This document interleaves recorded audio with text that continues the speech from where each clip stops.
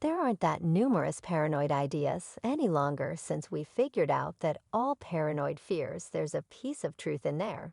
It came from some place that is where it turned into a hypothesis, and afterward it advanced to where it turned into a fear-inspired notion. Since there was something there, so you know Kevin Hart, since it was his chance next a few of us, are against the Illuminati. And we are against the Illuminati at our own hindrance media outlets has forever been overflowing with contentions and contentions. And the fight between comics Cat Williams and Kevin Hart is no exemption as of late Cat Williams has approached to reveal insight into his complaints with Kevin Hart. Blaming him for selling his spirit for popularity in this video, we will dig into the subtleties of this continuous quarrel and examine the vital viewpoints that you really want to know. The contention among Cat and Kevin goes back quite along, while Cat, known for his unashamed and tense style of satire, delighted in impressive progress in the mid-2000s anyway. His vocation was tormented by legitimate issues and debates, which briefly wrecked his direction around a similar time. Kevin Hart started to ascend to conspicuousness with his remarkable kind of humble humor in the end, becoming perhaps of the most unmistakable name in parody as Kevin's star proceeded to climb. And Cat Williams turned out to be progressively reproachful of his prosperity. Williams blamed Hart for being an industry mannequin, guaranteeing that he had undermined his honesty to accomplish popularity. Cat contended that Hart's parody needed credibility and blamed him for taking care of a standard crowd by misleading his material in different meetings and stand-up exhibitions. Cat Williams has made a few explicit charges against Kevin Hart. As per Cat, Hart energetically embraced the standard satire scene and deserted his foundations in quest for more extensive acknowledgement. Williams proposes that Hart modified his comedic style and material to engage a more extensive crowd, successfully forfeiting his imaginative respectability.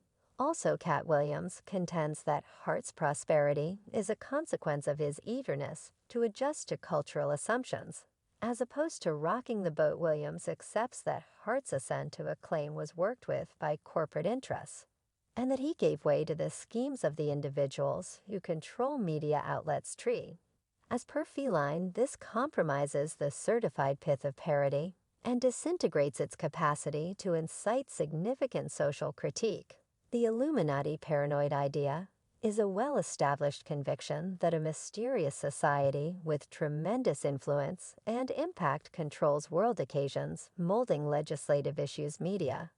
And surprisingly, media outlets, as per devotees, this covert gathering controls key figures to accomplish their objectives frequently, including abundance, notoriety, and command over the majority, while the presence of the Illuminati as a strong mystery society is generally viewed as an unmerited paranoid fear. It keeps on catching. Public interest defenders of the hypothesis frequently highlight affirmed imagery signals and affiliations of compelling figures as proof of their contribution with the Illuminati. Williams has been vocal about his complaints with Kevin Hart, blaming him for offering his spirit to the Illuminati for notoriety and progress in different meetings and stand-up exhibitions. Williams guarantees that Hart's ascent to conspicuousness isn't exclusively because of his ability and difficult work yet, rather an after effect of his relationship with the Illuminati. Williams recommends that the Illuminati is a controlling power inside media outlets, coordinating the outcome of picked people in return for their dependability and congruity.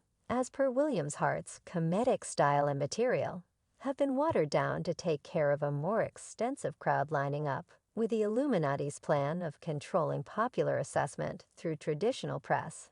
It is vital to move toward these cases with a basic mentality, as paranoid notions frequently need significant proof and depend vigorously on theory. The thought that the Illuminati is liable for a singular's progress in media outlets is profoundly speculative and needs substantial confirmation. Pundits contend that the claims might originate from individual dissatisfactions and a craving to make sense of in his own profession mishaps, Williams has confronted lawful issues and contentions all through his vocation, which might have affected his faith in outside powers molding media outlets, while Williams' charges against Hart might convey close to home weight.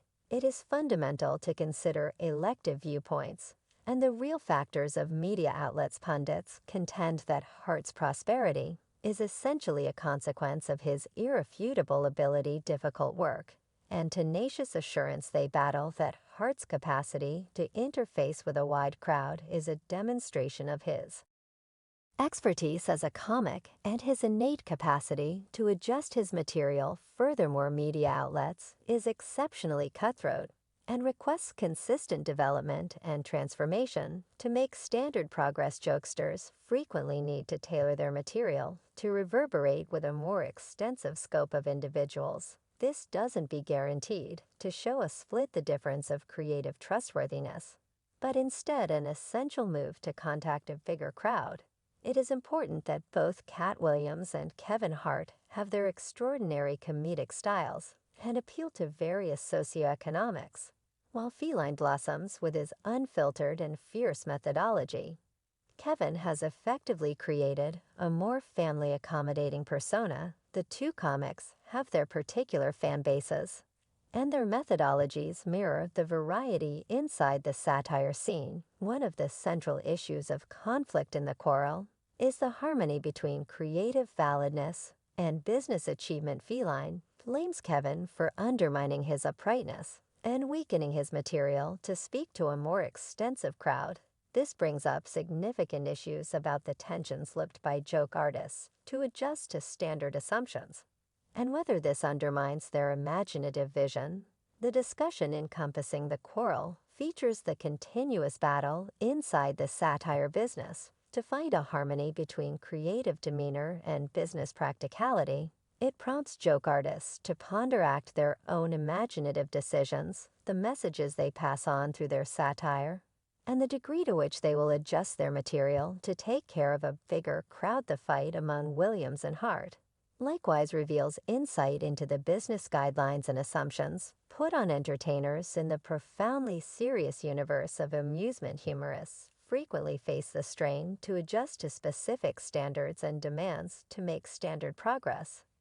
This might include restraining edgier material, staying away from dubious subjects, or embracing a more family-accommodating picture. The contention encompassing the fight difficulties, the business assumptions, and whether they smother inventiveness and obstruct jokesters from investigating their comedic limits. It powers the business to analyze whether it values similarity over creative creativity, and whether there is space for assorted styles and points of view inside the satire scene. Satire has for some time been viewed as a stage for social editorial and inciting thought. Some contend that the commercialization of parody, as found in Hart achievement, has brought about a shift away from resolving significant cultural issues and shaking things up. Williams' analysis of Hart's comedic approach focuses on the job of joke artists as social pundits and their obligation to incite significant conversations through their art. The fight prompts joke artists and crowds the same to consider the more extensive reason for satire. Should entertainers focus on engaging a wide crowd, or utilize their foundation to address awkward insights and challenge cultural standards?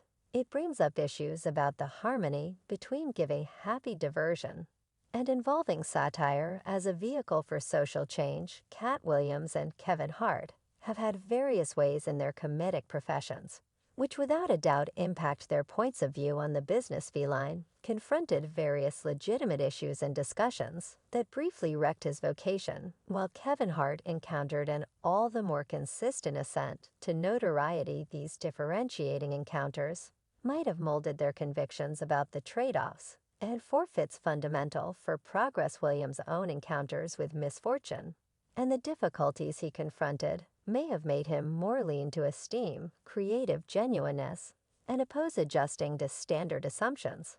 Then again, Kevin Hart's moderately smoother vocation movement might have impacted his methodology of adjusting his material to interest a more extensive crowd. Individual encounters are not restricted to a singular's vocation, direction. They additionally envelop social and cultural variables. Feline Williams and Kevin Hart come from various foundations and have exceptional viewpoints molded by their racial, social, and social characters. These elements can impact their comedic style, the themes they decide to address, and the manner in which they explore the business. For example, Cat Williams, as an African American comic, might have an alternate point of view on the difficulties and assumptions looked by dark specialists in media outlets. This could impact his reactions of Kevin Hart's apparent adjustment to standard goals. Correspondingly, Kevin Hart's encounters as a fruitful dark comic might have formed his way to deal with appeal to a more extensive crowd, perceiving the significance of portrayal and extending open doors for dark craftsmen. Every comic has a particular comedic voice and imaginative